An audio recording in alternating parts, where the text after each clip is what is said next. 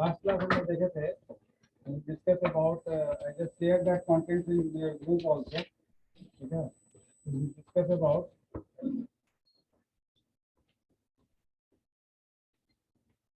Basically fetch, we discuss about fetch, store and execute। ये तीन word हम लोग डिस्कस किए थे, इसको कंप्यूटर से भी कोरिलेट करेंगे आगे जब भी हम कंप्यूटर में किसी भी टेक्नोलॉजी को यूज करना चाहेंगे। तो we have to face this three words, ठीक है ना। नोइंगली या unknowingly you are going to use this three words whenever you are in the process to use और submit any request to the computer. Computer या mobile में भी आप same work कर रहे हैं। तो in mobile also if you have to use any specific apps, तो एप्स को यूज करने के लिए आपको क्या करना पड़ता है? तो आपको करना पड़ता है कि फेच, डिकोड और एग्जीक्यूट। यानी एप्स को आप फेच कहाँ करते हैं? प्ले स्टोर में जाते हैं, वहां पर टाइप करते हैं और बहुत सारा एप्स का लिंक आता है, वहां से फेच करते हैं। So I think that today I do not discuss what example you are taken for the particular assignment, दो assignment. Next class I will discuss that. एक सब दिन और आपको समय देते हैं कि थोड़ा और उसका वर्कआउट करिए। So fetch, decode or execute. Any once several of apps is opened for you, then after you select out of several various applications opened over there. वहां से आप कुछ एप्स को जो सेलेक्टिव आपका काम का है उसको आप सेलेक्ट कर लेते हैं। आफ्टर दैट सेलेक्ट करने का मतलब है डिकोड हो गया, डिसीजन ले लिया आपने कि out of several apps you are going to select this apps for your fulfilment of objective. तो जो ऑब्जेक्टिव को पूरा करना है उस ऑब्जेक्टिव को पूरा करने के लिए उस एप्स को आप इस्तेमाल करेंगे आप। That is decoding is over and once the installation is initiated, then after some time installation is complete also. Once the installation is complete, then that app is ready for your use। आपके use के लिए वो ready हो गया, फिर आप उस apps के थ्रू जो करना है वो ऑपरेशन परफॉर्म करिए। तो ये फेच, डिकोड, एग्जीक्यूट को हम लोग तीनों फील्ड में देखे। We discuss this in real life,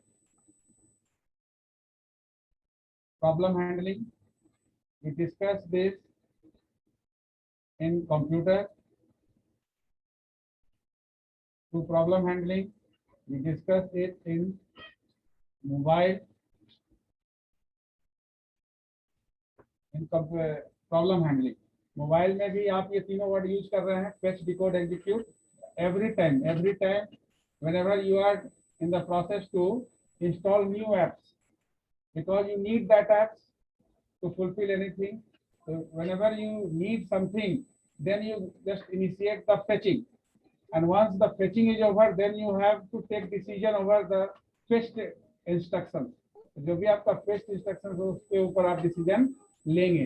तो डिसीजन बनाना होगा आपको और फाइनली आपको क्या करना होगा, उसको एग्जीक्यूट कर लेना होगा। यानी एप्स को आप इंस्टॉल कर लिए, आपके सिस्टम में आ गया, आपके मोबाइल में आ गया, फिर आप उस एप्स से जो फुलफिलमेंट करना ऑब्जेक्टिव वो करेंगे। तो लास्ट क्लास हम लोग इसको क्लियर किए थे। आई थिंक दैट कि अब फेच, डिकोड, एग्जीक्यूट से रिलेटेड किसी तरह का कोई डाउट आपके माइंड में नहीं रहना चाहिए। अगर डाउट नहीं रहेगा तो फिर कंप्यूटर या आईटी या अगर मैनेजमेंट के भी स्टूडेंट हैं तो उनको भी आईटी में टूल्स में कंप्यूटर तो यूज करना ही, ठीक है ना। तो उसमें उनको फेच, डिकोड, एग्जीक्यूट में कहीं कोई दिक्कत नहीं आना चाहिए, क्योंकि entire computer is based on this three terminology. Second जो हम लोग डिस्कस किए थे last class, that is the program and process. तो ये भी हम लोग डिस्कस किए, इसको भी कोरिलेट किए थे रियल लाइफ से भी। रियल लाइफ से हम लोग कोरिलेट किए थे लाइक योर शेड्यूल या routine, whatever schedule or routine is designed for class, that is the program, and whenever that schedule is running, यानी कि running mode of the program is the process। So we just discuss about the real life as well as in computer also। Yes, computer में भी आपका जो stored program है that is available in the hard disk or secondary memory, that is the program।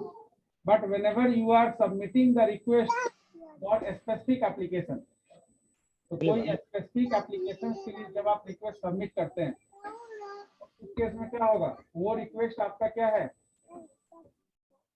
Process conversion, programme का process conversion के लिए responsible हो जाएगा। यानी कि वो MS ऑफिस इंस्टॉल्ड है, लेकिन MS वर्ड हमको ओपन करना है, तो MS वर्ड ओपन करने के लिए आप रिक्वेस्ट देंगे। जब आप रिक्वेस्ट देंगे, उसके अकॉर्डिंगली क्या होगा, पेज इनिशिएट होगा। पेज इनिशिएट होने के बाद फिर हाँ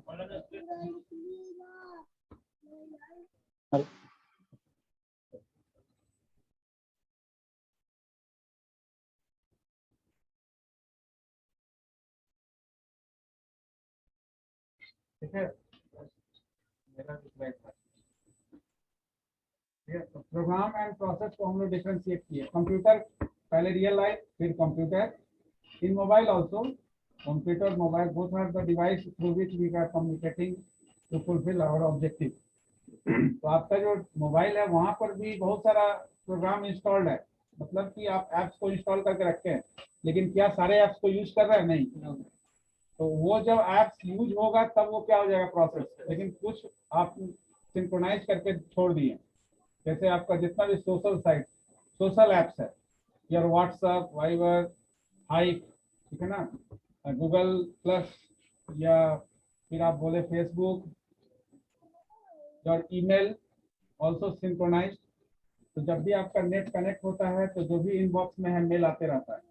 व्हाट्सएप से आपका नोटिफिकेशन ऑन है तो मैसेज व्हाट्सएप में आते रहता है। फेसबुक में नोटिफिकेशन ऑन है तो फेसबुक में भी आपका नोटिफिकेशन आते रहता है। कोई आपका पोस्ट किया या किसी भी तरह का इंफॉर्मेशन आपको हमेशा कंटिन्यूअस मिलते रहता है। तो इसका मतलब है कि प्रोग्राम हमेशा अवेलेबिलिटी चाहिए प्रोग्राम का प्रोसेस में कन्वर्जन के लिए।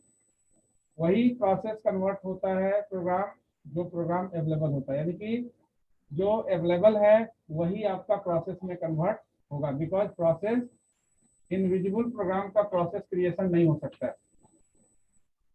तो इसको भी हम लोग देखें। Now today we will discuss about the construct. What is the construct by the meaning अगर देखा जाए तो रियल लाइफ और कंप्यूटर से जो भी हम लोग डिस्कस कर रहे हैं उसको रियल लाइफ में जो कर रहे हैं उसको कैसे हम कंप्यूटर में भी करने जा रहे हैं, इसको कोरिलेट कर रहे हैं। जिसमें हम लोग फर्स्ट क्लास में देखे थे फेच डिकोड एग्जीक्यूट प्रोग्राम और प्रोसेस, जो ऑलरेडी हम लोग यूज कर रहे हैं इन रियल लाइफ। अगर आप if you have no idea about computer still you are using this words to fulfil.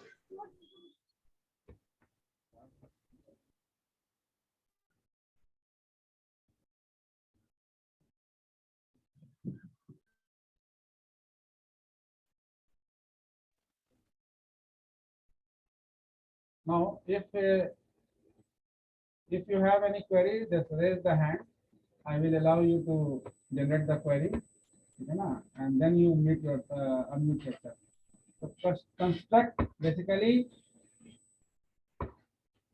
in real life problem handling, always we need to check out the construct, because आप knowingly and unknowingly किसी न किसी तरह के construct को use करते हैं कोई भी प्रॉब्लम को सॉल्व करने के लिए। अब ये कंस्ट्रक्ट क्या है कि आपको जो प्रॉब्लम दिया जा रहा है वो प्रॉब्लम ही ये फिक्स कर देता है कि ये किस तरह का कंस्ट्रक्ट है। कंस्ट्रक्ट का मतलब हुआ एक स्ट्रक्चर, जिस स्ट्रक्चर को आप फॉलो करके किसी भी तरह के ऑब्जेक्टिव को पूरा करते हैं। जैसे अगर हम किसी को प्रॉब्लम दें कि 2 नंबर को जोड़ना है ना, राइट द स्टेप्स है, write the algorithm to find out the sum of 2 number. तो इसमें किस तरह का कंस्ट्रक्ट यूज होगा।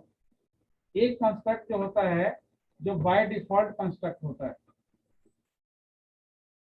डिफॉल्ट कंस्ट्रक्ट, यानी कुछ भी नहीं होगा तो ये तो होगा ही, that is known as sequential. And इसके अलावा 2 और कंस्ट्रक्ट हम लोग डिस्कस करेंगे। Second one is the selection and third one is the you can say repetition.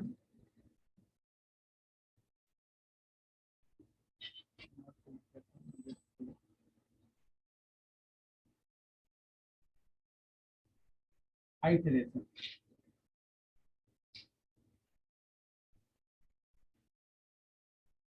Iteration construct. तो इस 3 तरह के कंस्ट्रक्ट का इस्तेमाल डेली लाइफ में हम प्रॉब्लम को सॉल्व करने के लिए करते हैं। जब आप कंप्यूटर में प्रोग्रामिंग लैंग्वेज में जाएंगे तो वहां पर भी इसी 3 कंस्ट्रक्ट का यूज करना पड़ेगा आपको प्रॉब्लम सॉल्विंग में। जिसमें सबसे पहला चीज हम लोग डिस्कस करेंगे, today will discuss about the construct. Construct is the way to represent any problem. किसी भी प्रॉब्लम को रिप्रेजेंट करने का एक तरीका है। अब कोई भी प्रॉब्लम को आप सही ढंग से अगर रिप्रेजेंट करेंगे तो सोल्यूशन आसानी से मिलेगा। अगर आपका रिप्रेजेंटेशन सही नहीं होगा तो सोल्यूशन की तरफ आप नहीं दूर हो जाएंगे। तो अभी जैसे मैंने एक प्रॉब्लम दिया कि 2 नंबर को जोड़ो, ठीक है ना, राइट एन एल्गोरिथम और यू कैन से स्टेप्स या procedure to find out sum of 2 number suppose. अब बताइए कि इसमें जो कंस्ट्रक्ट यूज होगा वो डिफॉल्ट होगा, सिलेक्टिव होगा।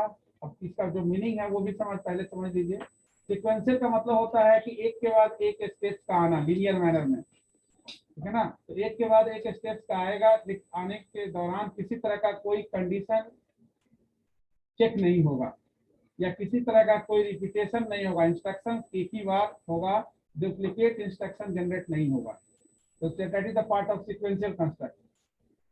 सिलेक्शन का मतलब है कि सिक्वेंशियल कंस्ट्रक्ट के दौरान समय आने पर डिसीजन भी लेना पड़ सकता है, आपको सिलेक्टिव मेजर लेना पड़ेगा। आइटरेटिव का मतलब कि सिक्वेंशियल के साथ आइटरेशन में कोई जरूरी नहीं है कि डिसीजन हो, लेकिन अगर होता है तो उसमें वो भी आप यूज कर सकते हैं, लेकिन सिक्वेंशियल तो होगा ही। सिक्वेंशियल कंस्ट्रक्ट के साथ साथ अगर आपको किसी तरह का रिपीटेटिव जॉब करना है, यानी एक ही काम को बार बार करना है, तो this is the iterative one. ये आपको कह सकते हैं कि आइटरेशन कंस्ट्रक्ट है। अब इसको सिंपल एग्जांपल समझिए। अगर 2 नंबर को जोड़ना है तो इसके लिए क्या करना पड़ेगा, ठीक है ना। टेक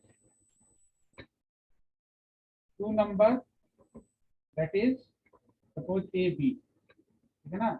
दूसरा क्या करना पड़ेगा, calculate sum equal to A plus B and then print sum as a result,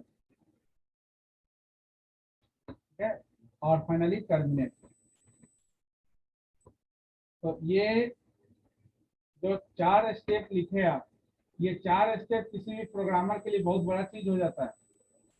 कोई प्रोग्रामिंग लैंग्वेज में किसी, हाँ, टर्मिनेट का मतलब कि एंड करना, end of the process, terminate the algorithm. जैसे आपका क्लास टर्मिनेट होगा, तो क्लास इज टर्मिनेटेड आफ्टर 6 के बाद आपको कोई क्लास नहीं है, तो ये एक शेड्यूल बनाया गया। तो ये भी हम लोग डिफाइन करते हैं finite set of sequence of instruction. तो आपका जो रूटीन बनेगा वो प्रोग्राम है, तो program must be terminated after certain time interval. एक समय के बाद आपका प्रोग्राम को विराम चाहिए। तो अगर प्रोग्राम आपका फाइनाइटनेस के साथ नहीं लिखा गया, इसका मतलब है इनफाइनाइट है। इनफाइनाइट है तो उस केस में क्या हो जाएगा, there is no termination point, there is no any end point. तो आपको भी पता नहीं, अभी आपको पता है ना कि 6 बजे लास्ट क्लास है, अभी आपको पता नहीं चले कि अगला क्लास कब तक चलेगी, तो एंडलेस प्रोसेस हो जाएगा। तो you do not feel interested, आप थोड़ा सा डिसइंटरेस्टेड हो जाइएगा। अभी आपको पता है, अच्छा ठीक है, आफ्टर हाफ एन आवर और आफ्टर 1 आवर हम रिलीज हो जाएंगे थोड़ा देर के लिए, यानी कि 24 घंटा के लिए रिलीज होंगे, फिर अगले 24 घंटे बाद हम लोग मिलेंगे। तो एक रिलैक्सेशन आपको मिला। लेकिन अगर आपको ये पता ही नहीं है कि ये एंड कब होने वाला है, इनिशिएट तो हो गया, एंड कब होगा नहीं पता है, तो उस तरह का प्रोग्राम नहीं लिखना है। ऐसा प्रोग्राम जो एक समय के बाद एंड होना चाहिए। तो टर्मिनेट द एल्गोरिथम यानी टर्मिनेट द एल्गोरिथम बोलिए या प्रोसेस बोल सकते हैं आप। तो ये आपका क्या है, this is the sequential one. ये जो स्टेप लिखा गया, इसमें कहीं कोई कंडीशन चेक हुआ, कुछ नहीं। इसमें कहीं कोई एक ही काम को बार बार किया गया, नहीं किया गया। तो इस तरह का कोई प्रोसेस, तो इस तरह का प्रॉब्लम ही आपको मिलेगा। नेक्स्ट आपका असाइनमेंट यही है कि जो कंस्ट्रक्ट हम लोग आज डिस्कस कर रहे हैं, वो उस कंस्ट्रक्ट में कम से कम 5 एग्जाम्पल रखना है आपको, रियल लाइफ एग्जाम्पल। तो जैसे पहला हम लोग डिस्कस किए सिक्वेंशियल कंस्ट्रक्ट, तो सिक्वेंशियल कंस्ट्रक्ट का मतलब हुआ there is one entry point and one exit point, in between entry and exit no condition will be check, no repetition is occur, किसी तरह का रिपीटेशन नहीं होगा, एक ही काम को बार बार नहीं किया जाएगा और किसी तरह का कोई कंडीशन चेक नहीं किया जाएगा। तो इसका मतलब है कि जो सिक्वेंशियल कंस्ट्रक्ट होगा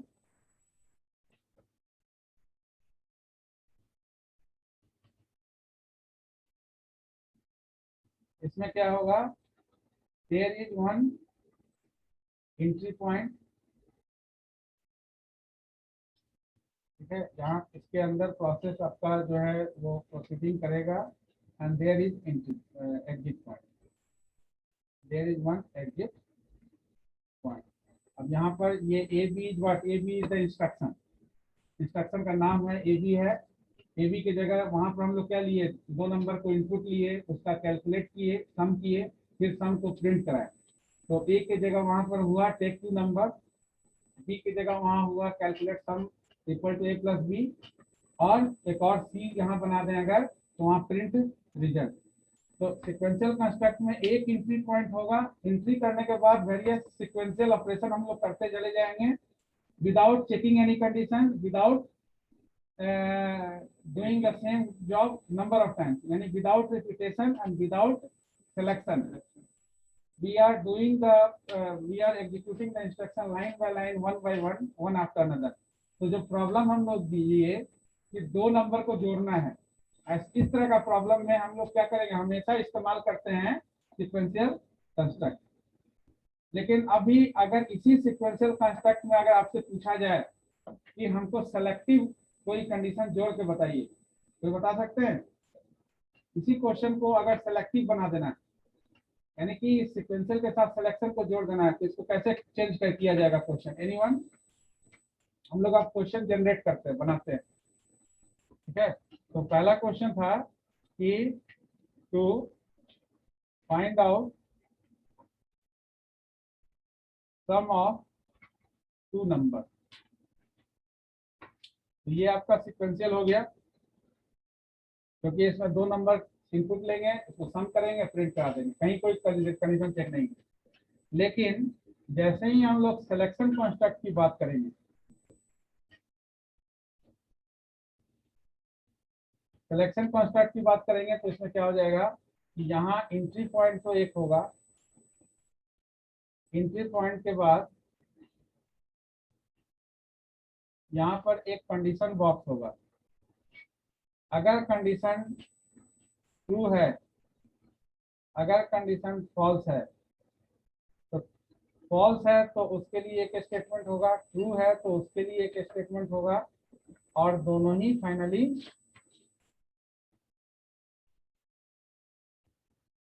एग्जिट पॉइंट की तरफ बढ़ेगा।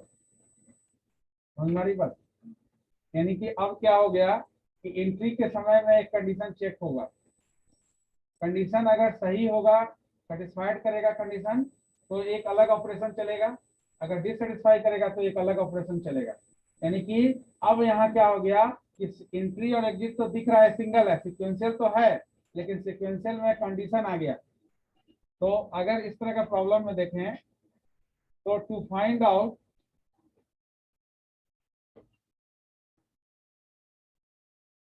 सिंपली क्वेश्चन हम लोग बनाते हैं, to find out square of any number if the number is even, otherwise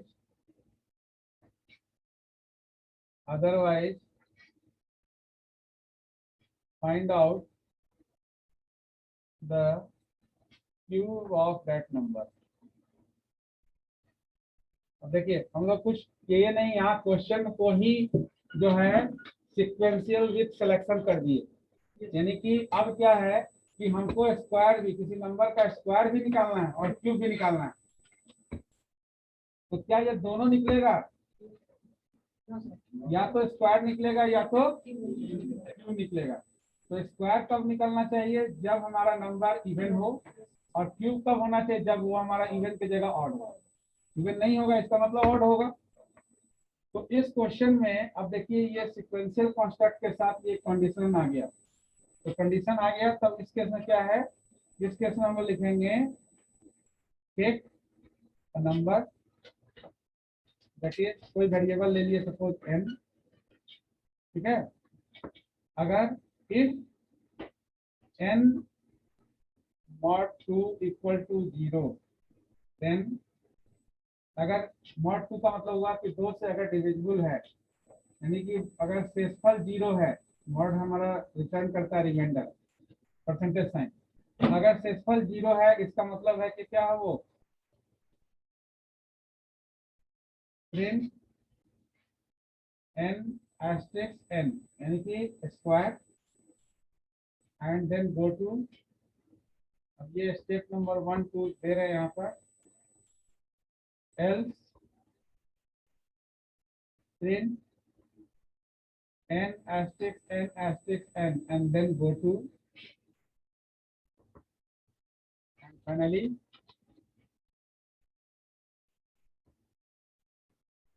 terminate the algorithm। अब यहाँ क्या है, यहाँ से भी डायरेक्ट गो टू 4 होगा, यहाँ भी गो टू 4 होगा। तो नंबर इनपुट लिया गया, उसको 2 से डिवाइड करके चेक किया गया, अगर 2 से डिविजिबल था तो इवन होगा, नहीं होता है तो ऑड होगा। एल्स का मतलब होता है नहीं तो, इफ का मतलब होता है यदि। तो if n modulo 2 equal to 0, यदि n मॉडुलो 2 आपका 0 के बराबर है, इसका मतलब है कि स्क्वायर को प्रिंट करना है, तो प्रिंट n इंटू n, और उसके बाद कर्सर कहाँ चला जाएगा, टर्मिनेट कर जाएगा, बाहर निकल जाएगा, गो टू 4। अगर आपका n मॉडुलो 2 0 नहीं है, इसका मतलब कि आपका नंबर क्या है, ऑड है।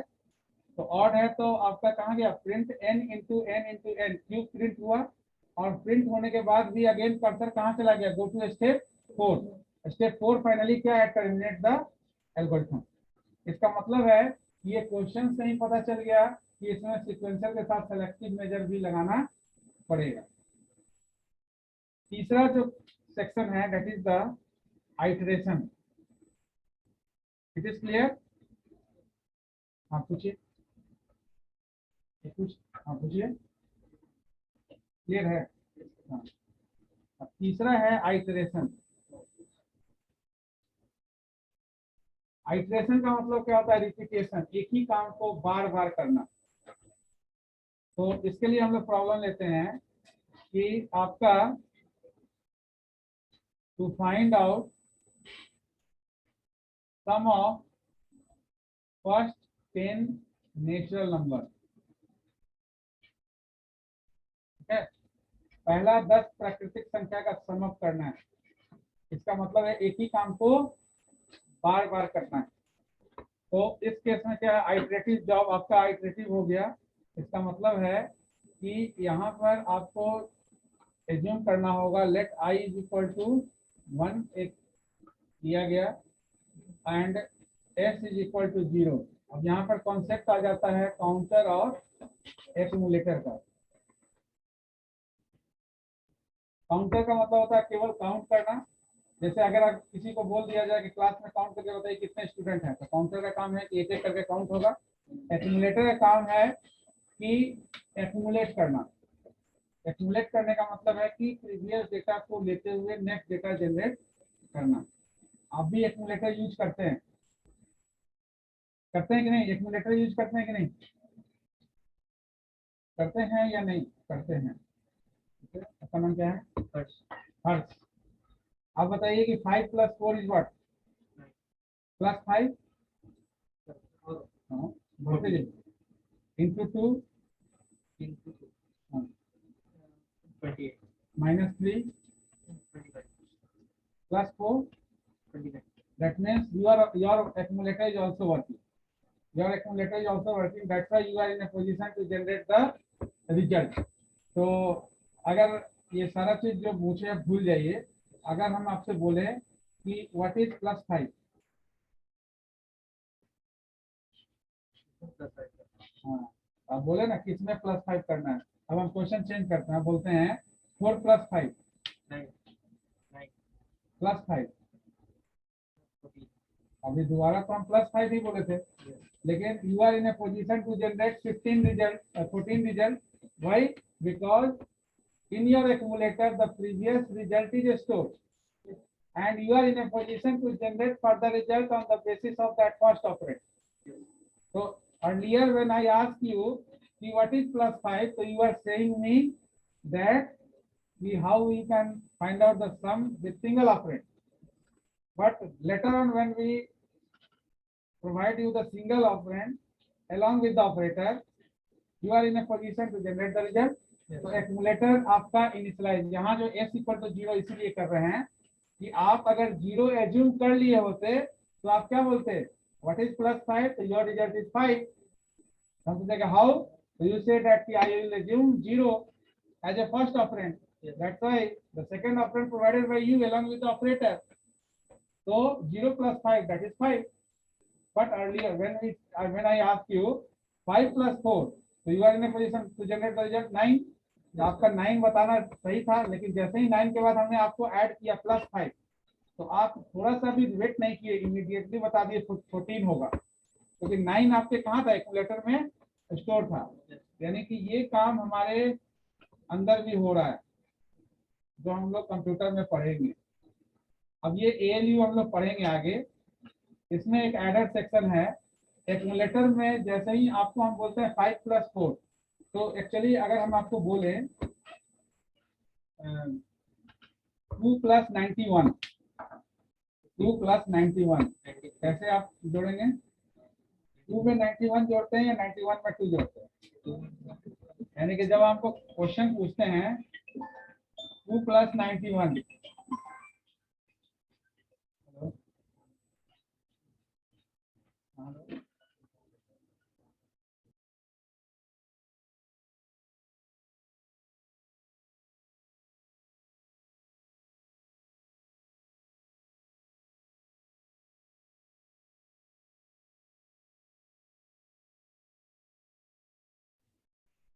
ठीक है, 2 + 91 बोलते हैं तो you directly apply commutative law here, लगा देते हैं ना। 2 + 91 बोलते हैं तो आप बोलते हैं 91 + 2 कर लेते हैं। तो यहाँ पर 2 + 91 में क्या है, ये आपका आप सेट करते हैं कि आप 91 को पहला ऑपरेंड बनाएंगे कि 2 को पहला ऑपरेंड बनाएंगे, बिकॉज एडिशन और मल्टीप्लिकेशन के लिए आपको पता है कम्यूटेटिव लॉ काम करता है, बोले ना सेट थ्योरी में कम्यूटेटिव लॉ प्रूफ भी किए होंगे, किए है ना, सेट थ्योरी में किए हैं proof. A + A union B is equal to B union A, both are same, तो उसको प्रूफ भी किए, आर्बिट्रेरी कांस्टेंट लेकर प्रूफ किए होंगे। तो यहाँ 91 भेजे तो एडर सेक्शन में 2 गया, क्योंकि 91 यहाँ है तो आप इस 2 को ऐड करके इसको अपडेट कर दे रहे हैं, 93 बोल दे रहे हैं, यही काम आप भी कर रहे हैं। लेकिन जब हम बोलेंगे डायरेक्टली +5, तो ये +5 तो यहाँ चला गया, लेकिन यहाँ पर AC में क्या है आपको पता ही नहीं है, इसलिए आप चुप हो जाते थोड़ा देर के लिए। उसके लिए यहाँ पर S = 0 कर दिया गया एक्यूमुलेटर को, और यहाँ पर कंडीशन डाला गया इफ I इज, कहाँ तक ले जाना है हमको, I का वैल्यू 10 तक, पहला 10। तो if I is less than और equal to 10, then S is equal to S + I। तो S 0 है इनिशियली, I का वैल्यू कहाँ से शुरू होगा, 1 से, तो पहली बार S 0 के साथ 1 ऐड होगा, इसमें क्या स्टोर हो गया 1। दोबारा आपको इसमें I का वैल्यू क्या करना पड़ेगा,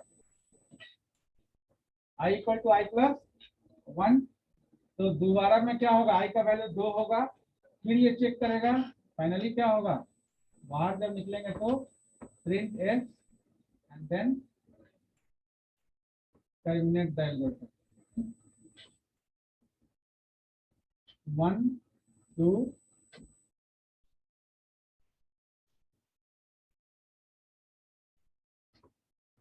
6। अब देखिए यहाँ पर रिपीटेटिव जॉब हो गया, ये जो पर्टिकुलर सेक्शन है,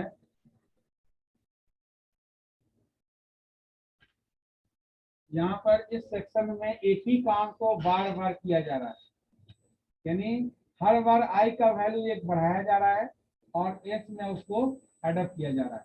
तो आपसे भी जब बोला जाएगा 1 + 2 क्या होगा, 3, 3 + 3 6, 6 + 4 10, 10 + 5 15, 15 + 6 21, 21 + 7 28, 28 + 8 36, 36 + 9 45, 45 + 10 55। यानी कि इसका रिजल्ट हमको क्या मिलने वाला है, 55। तो ये जो 55 है, ये एक ही तरह का काम को बार बार किया गया। अब ये एंटायर जो आपका प्रोग्रामिंग है, जो आईटी और कंप्यूटर में आप पढ़ेंगे, वो entire programming is depends on this 3 step, that is the sequential, selection, iteration. आपका जो पूरा प्रोग्रामिंग है, ये पूरा प्रोग्रामिंग इसी 3 कंस्ट्रक्ट के इर्द गिर्द नहीं चलता है। यानी किसी भी तरह का प्रोग्रामिंग या किसी तरह का कोडिंग आप करेंगे तो उसमें आपको इसी 3 कंस्ट्रक्ट को यूज करना है। इस 3 कंस्ट्रक्ट के अलावा चौथा पांचवा कुछ नहीं। यानी आप चाहे प्रोग्रामिंग बेसिक में करें, सी में करें, C++ में करें, जावा में करें, PHP में करें, ASP.NET में करें, C# में करें, in any programming language, whenever you are in the process to design something new, then you have to use these 3 types of construct during designing of the particular product. Product को design करने के दौरान यही 3 concept का इस्तेमाल करना होगा। अब इसमें अगर हम बोले सिंपल